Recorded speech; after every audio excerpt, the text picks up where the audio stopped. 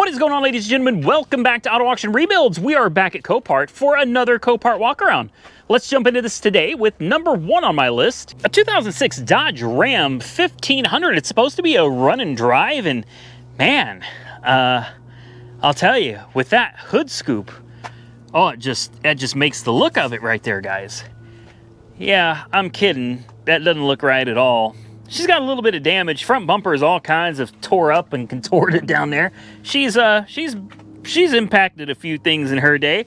Bumper's pushed in pretty good over here. Tires are wore out. They're Michelin's up here at least, but they're wore out. Body's got creases in the doors, up and down, cracks in the paint.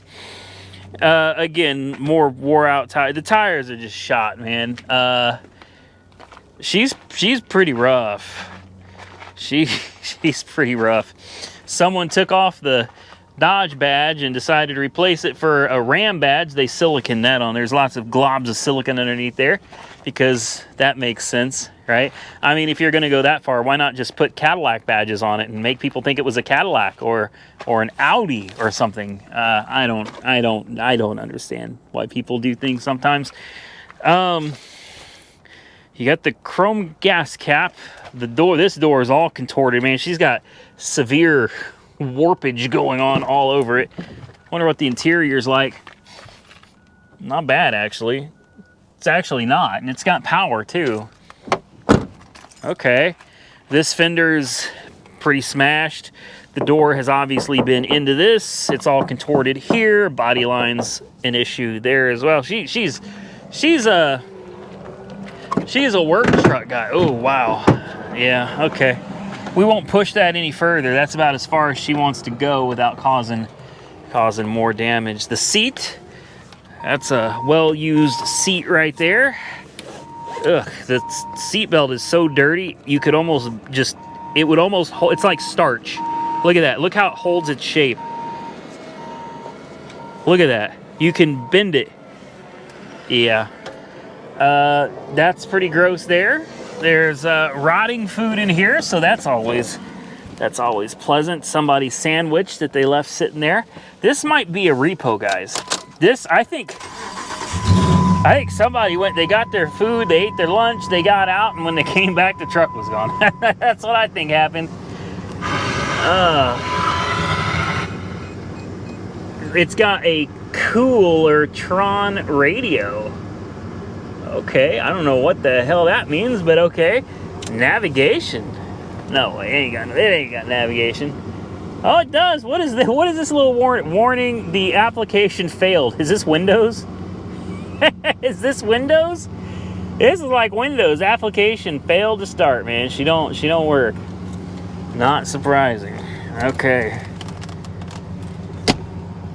Well, let's start with the basics. Turn on the air conditioning. I didn't hear a compressor. Important window. Yeah. Less important window. Yeah. And little did you guys know, it is negative 40 degrees outside. I am out here freezing in the negative 40 degree weather today to bring you guys a video. So, if you appreciate me coming out here in deadly weather, definitely hit that thumbs up button. That helps me know that you really appreciate what we're doing. All right, check engine light came on immediately. That didn't take long. Backup. Yep, we got a backup cam that's missing the camera. It's got the lines, you just can't see nothing. That's useful. Yeah. She goes forwards and backwards, guys, just fine. I think the air conditioning is working. It took it a minute, but she's going. We got air conditioning. All right. Oh, man, it's hard to get through here. Let's see if we can fit up here. Oh, boy. Hopefully this chrome doesn't cut me. Oh, the hood didn't open. It's stuck. Uh-oh. I'm assuming we got a 5.7 Hemi under the hood. Yeah, the hood is stuck. Well, isn't that nice? I'll tell you what, that's a good way to get taken off my list. Ah, there we go. You see? You just gotta threaten them. You threaten them and they start, oh wow. That weighs 300 pounds. 5'7" Hemi, baby. Fuse cover is missing. That's always good to see. Good to know. All right.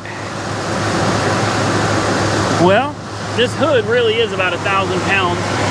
So I'm gonna go ahead and I'm gonna set it down. I'm not gonna close it all the way. That way the next guy that comes out might actually be able to open the hood.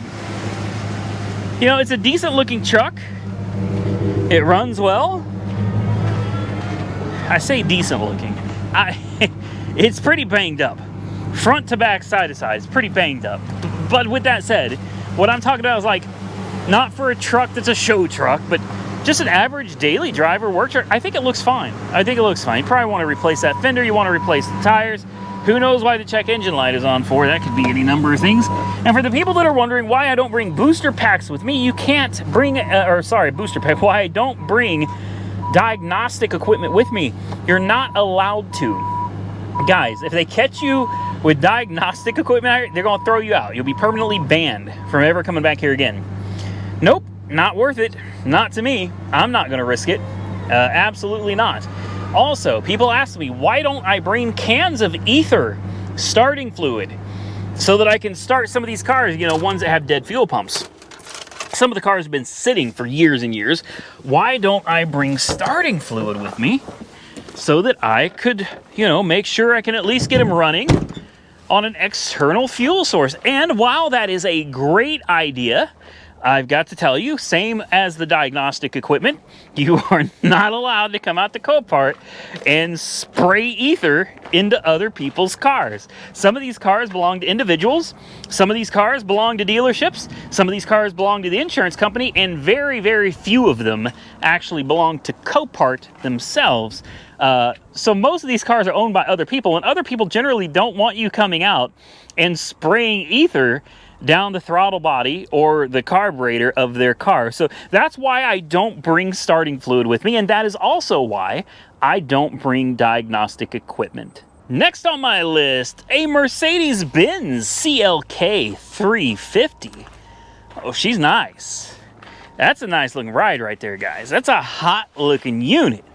I like it. I do. Convertible, reliable V6, or maybe not. I've heard stories that the 3.5s can have some issues. I've heard. I don't know. I don't have any personal experience or knowledge to back it up. It's just what I've been told. This is an 06 model, and she looks to be in pretty dadgum good condition. The tires look good as well. It's got a set of General G-Max tires all the way around. It's got 117,000 miles on the odometer. The top looks to be in really good shape with a little bit of seam separation right here. So, in fact, a lot of seam separation right there. I don't know. Could you fix that? Maybe, maybe not. I'm not sure. She's got power. She does have power, I think. I'm pretty sure I heard things happen when I opened that door. No, I'm thinking I was totally wrong. And how's it a run and drive with no key? You're kidding me. So someone took the key. It's got power because I got lights on the dash. This had a key, guys. I know for a fact this one had a key. And now it's, oh, here it is. I was gonna go on a rant. Ooh, okay, there she goes. That didn't start out so well. A lot of delamination or something on this plastic here. That looks pretty gnarly. Okay, air conditioning. Looks like someone's already got the AC turned on, so we'll find out. We'll find out if that works here in just a minute. Let's see what we got going on here. We got cup holder, repair, information, something or other. Convertible top. Oh, I don't think it works. Well, it makes noise, it just doesn't do anything. Oh, wait. Hold on. Is it doing something? Oh man. Oh man. Fun in the sun? Oh yeah. Now generally I don't do this. Generally I don't try out the tops. I feel like it's just it's a bad idea. This one, however, I like this car. I like this car so much, in fact, that oh, did you see that seatbelt? Look at this. Oh, dude. Yeah, I like the car so much that should the top fail to come back up, I will go ahead and throw a high bid on this car. And I would definitely let them know inside that, oops, the convertible top is stuck on the car. This is nice, guys. I really like it. I like it a lot. I know everybody's gonna say, buy it for Jessica. Believe it or not, this is not really Jessica's style of car, guys. It's not. Let's see, is it gonna thank you? Ooh, I was worried. I pushed the button, it didn't do anything. Oh, she had me scared for a minute. I was like, uh-oh, it's gonna make me bid on it, isn't it? There we go. Hopefully all the solenoids and switches work. It seems like it's all working pretty good. Yep, there we go. She latched down, windows are going up, and it's done. And by the way, we have cold air conditioning. We do. I like this. I really like this. Let's pop the hood. Uh-oh, the seat doesn't work. Well, hold on. Yes, it does. That's as far back as it goes? Holy crap.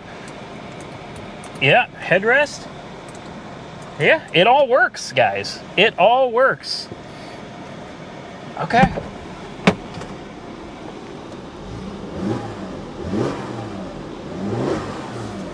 She sounds healthy.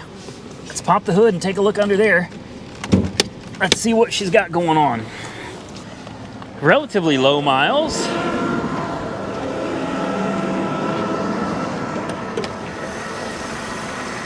Oh, she's clean. The hood holds herself up. Are you serious right now? Any leaks? Doesn't seem to. Maybe a little oil off the valve cover on this side. Maybe just a little bit. Maybe a little bit of valve cover leakage. Nothing on this side. Maybe just a tad on that other side. It's probably not even the valve cover gasket. It's probably the breather cover. This is a nice one, guys. This is nice. Let me turn on the headlights. I'm serious about this one. I might actually go ahead and throw a bid on this. I really like this.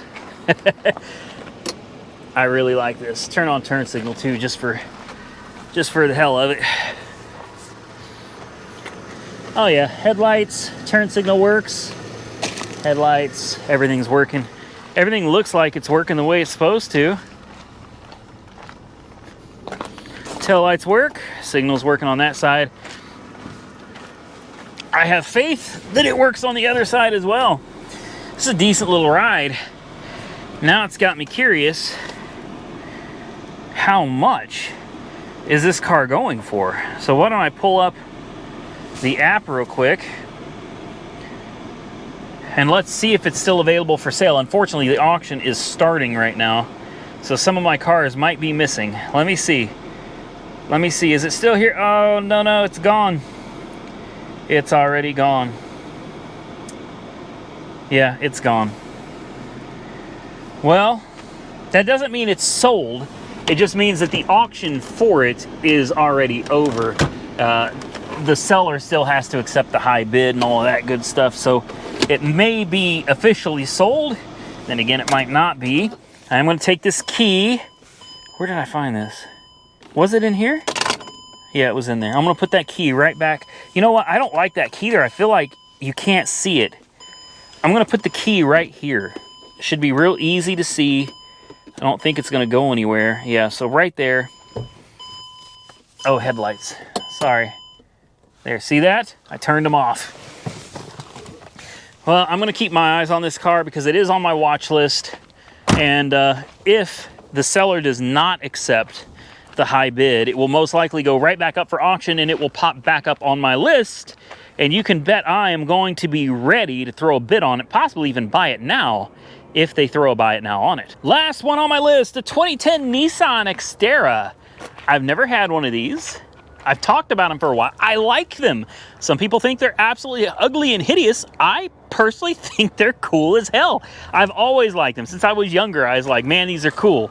I started out by noticing, you know, she's got bumps and bruises and scrapes. She's high miles, 174,000 miles on the odometer.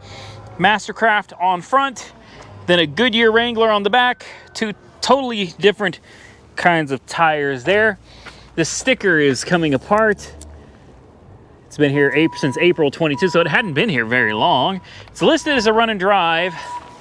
It does kind of concern me, though. There's something on the back that I'm going to show you that makes me a little leery. Now, the tires look decent. They just don't match. The body really does look pretty decent, but I see this right here.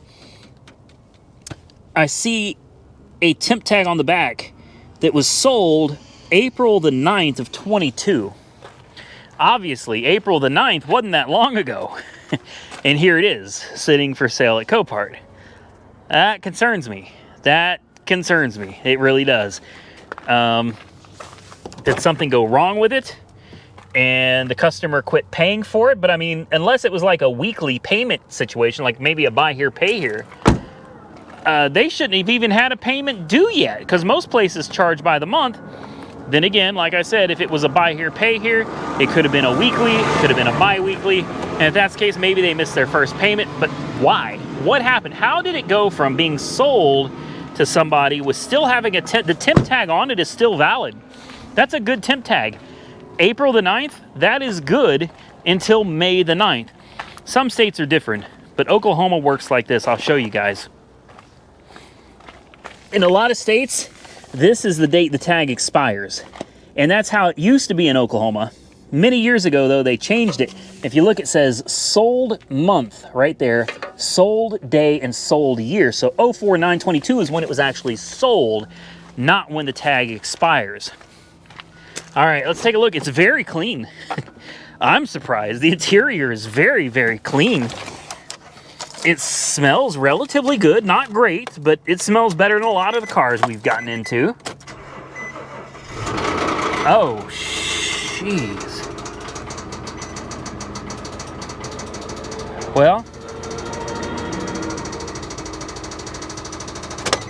that's gonna make short work of that, ain't it? Oh, wow. There's something wrong with it. I know what's wrong with it. Ain't got no gas in it. Oh my God. Well, I guess that answers that question, doesn't it? Why is it here? What happened? Well, I'm gonna say the customer is not gonna make that first payment. I'm just gonna go out on a limb. And I'm gonna say customer ain't gonna make that first payment on this one. I bet they were pissed. I bet they were pissed, man. God. Yep, you bought yourself a new get-around vehicle. Rugged, tough-looking truck, right? SUV, sorry, SUV. And you had it 2 or 3 weeks, and the rods start banging. Yeah. Yeah, unfortunately, man, it happens. It does. It happens. And I know a lot of people are going to say, oh, it's those shady dealerships. Well, some dealerships are shady, but we don't know this dealership. All right, we don't know. We don't even know for sure that tag on the back is even who it still belongs to. It may not even belong to that dealership anymore. Okay, it may have been offloaded at a different auction. Who knows who actually owns this car now? All we know for sure is that somewhere between the time it was sold and it ended up here, them rods started banging, you know? And that's the thing about cars, man. You can have the best of intentions. You can be the best dealer in the world. Sometimes cars run great, and then the minute you sell them, they fall apart. And it makes you look bad, kind of messes up your reputation a little bit. And, you know, what can you do? You could put another engine in it. How much is that going to cost that dealer? How much is it going to cost that dealer? How much is that engine going to cost? And then to have somebody put it in. Probably as much as they bought the damn thing for to begin with. So, you know, maybe the dealer works something out with the customer. Maybe they took this and said, look, we'll scrap this one, and hopefully they could put them into something else, help them out a little bit, do the right thing. But like I said, we don't know the situation. We don't know what happened. Then again, it could have been one of those customers got into it and they went hot rodding. You know what I mean? They got in this thing, and keep in mind, she's got, what, 175,000 miles on her. They may have got in this thing and just started off-roading, hot rodding, the living hell out of it. And, you know, their rods let loose. It happens. It happens. I'm not here to point the finger. I'll make that very clear. We don't know the situation. We don't know whose fault it was. All I can tell you is things happen. They do. And now we know, we know why this thing is sitting here.